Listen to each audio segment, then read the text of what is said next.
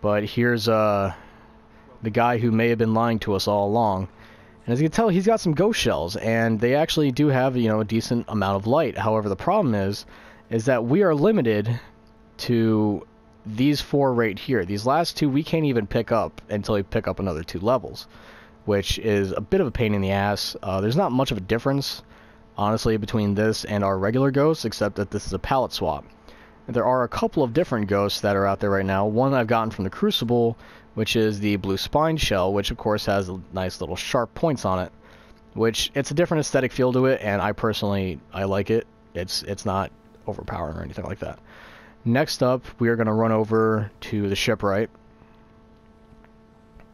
and we're going to give her a chat.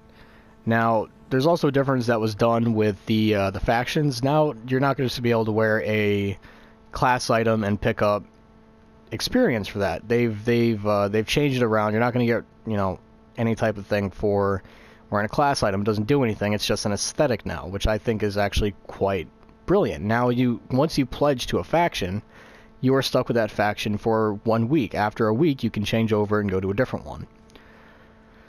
And you'll still receive regular reputation points with the Vanguard and with everything else, but you also receive half of whatever you get from the Vanguard as experience for your everything else. Now, here the fuck is it?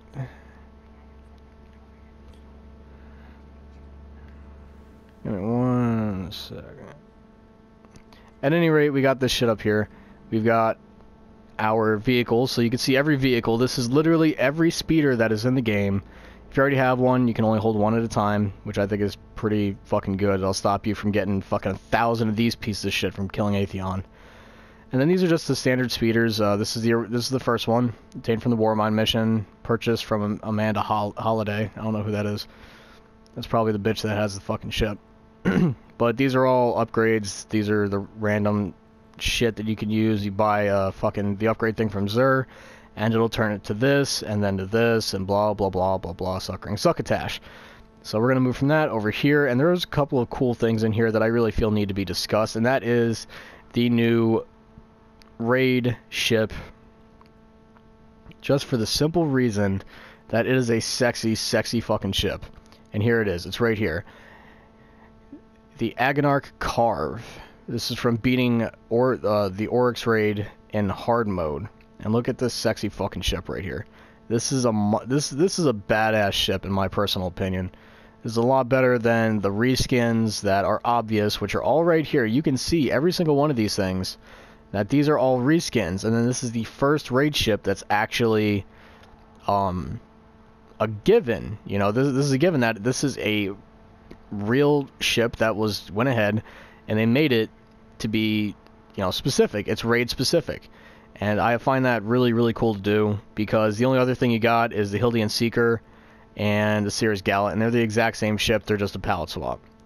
And I think a lot of people have decided that that's just fucking annoying, and I agree with them. You know, you've got other ships that are around, but none of them actually look like the ships that we already have. I mean, there's always going to be that standard that you're going to find, but they're not always going to be the same, and that is where, you know, things change.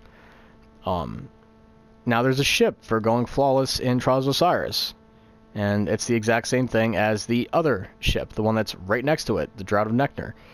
Of course, it's a reskin, it's a different palette, whatever, but, you know, there's only so much that they can really do. They put so much into the game that they've changed around so much, and I got to give them the small amounts of credit that I kind of have to, just based on how critical of the game I can be at times. But just to kind of show you the little perks of what you get going back to the factions, here's the Dead Orbit guy, and of course everybody loves those Dead Orbit shaders. And of course you can still get all of his normal shit. All you need is Crucible marks and stuff like that. Don't use them yet. But down here, Material Exchange, you can exchange all that extra shit that you have in order to gain reputation. I did it this morning and opened up 9 Dead Orbit packages, hoping I would get lucky and get a Revenant, and I got shit on. So, trade emotes of light, weapon parts, armor materials, place steel plating, special ammo synthesis. So if you did a whole lot of farming for keys back before they patched the key farming method, this would be a great way to trade in those hundreds of stacks of special ammo. and heavy ammo donations.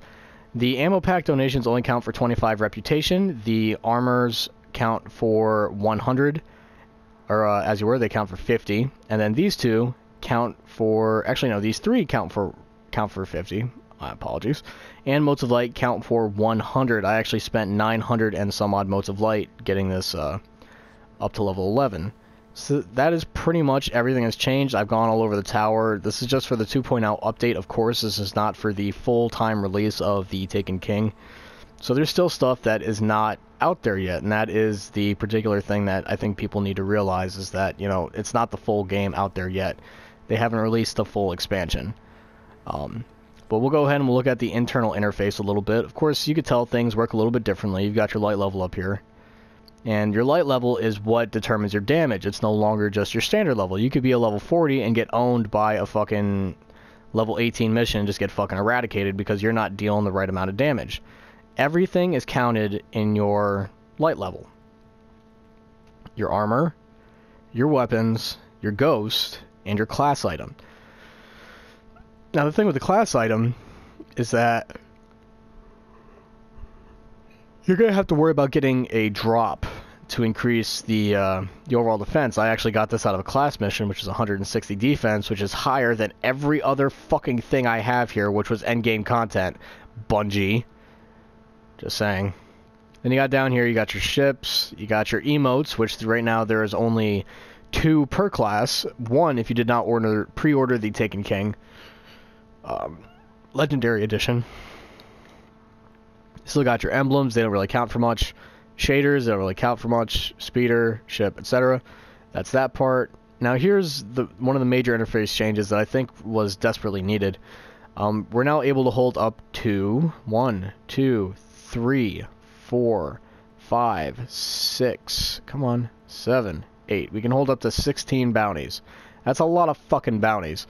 That's pretty much every single Crucible and Vanguard bounty plus 4 more. So that's a huge change over the 10. I mean, a lot of people are like, oh, that's only 6 more. It's not a big deal. Shut the fuck up. You obviously don't know the struggle of having to go back and pick up more bounties after you're done with the ones you've already completed. And then here we've got story quests. These are actually missions you can go back and do again in order to receive a little bit of experience, a little bit of chance at some drops that might have a higher light, because let's face it, your class item is as high as 180 right now. But right now all armors and things are limited to 170. There's only 2 weapons that are currently glitched that are at 172, and that is the Necrochasm and the Vex Mytho class, for those people that want to go in and get a little bit of extra damage. Then here's the Zavala's Challenge. This is the Path of the Striker. Every class has their own particular thing. Every subclass has their own particular thing that they have to do. It's a multi-level quest, which will have a crazy reward at the end, because they all have some crazy bullshit fucking step, like number 8 here. Complete a strike using the Fist of Havoc to generate 7 orbs in a single blow 3 times. So basically, you have to produce 21 orbs when they've reduced the amount of orbs that you produce naturally. Therefore, you have to have on Crest of Alphalupi or Light Beyond Nemesis or what have you. Whatever piece of gear will allow you to create more orbs. We go over to the inventory, and you'll see that things are a little bit more expanded here. Now we carry 20 of each thing instead of the 16 for each thing. We can carry 10 mission items instead of, you know, the standard 6. So they've actually increased this significantly. Up here you'll see legendary marks, and you'll still see the Vanguard and the Crucible marks. On September 15th, so in about 3 days, this will change. The Vanguard marks and your Crucible marks will just transfer over to being commendations, but you'll have a stack that you can use to go ahead and get legendary marks.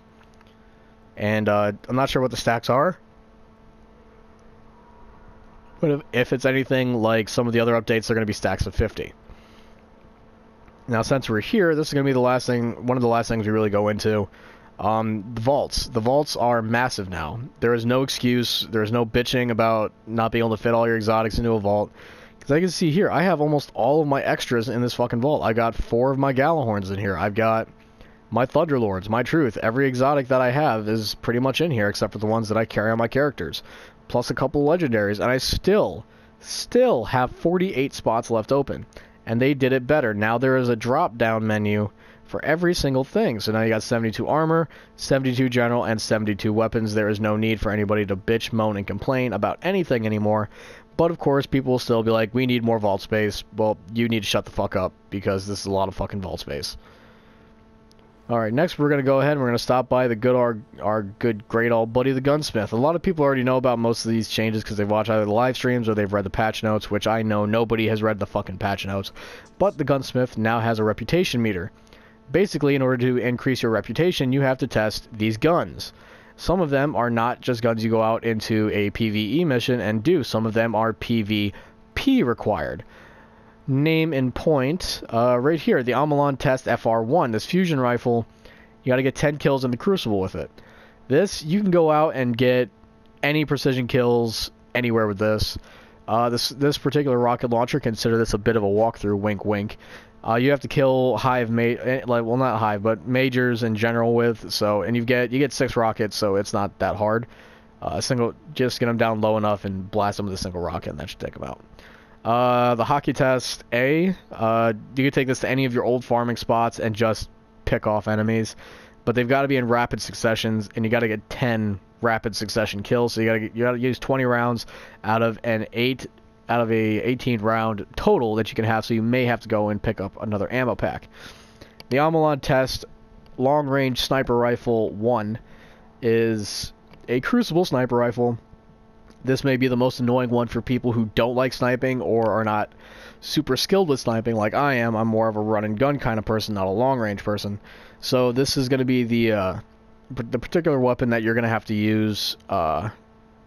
Your KD might suffer a little bit, but once you get it done, it'll be a whole hell of a lot more rewarding. And of course, his stock doesn't change for 3 days, 9 hours, 43 minutes, and 43 seconds, which is the exact amount of time until the Taken King is released. And of course, as soon as you have all these done, you'll have a step up on other people, because now you'll already be most of the way to leveling up, which means you'll get a Arms Day weapon, and that is the big thing.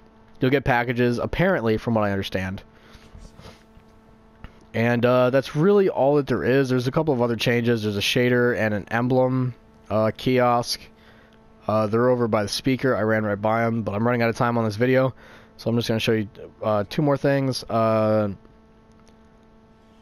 These packages, save them up, especially your public event packages, your Crucible, any type of package you get that's going to give you a lot of experience.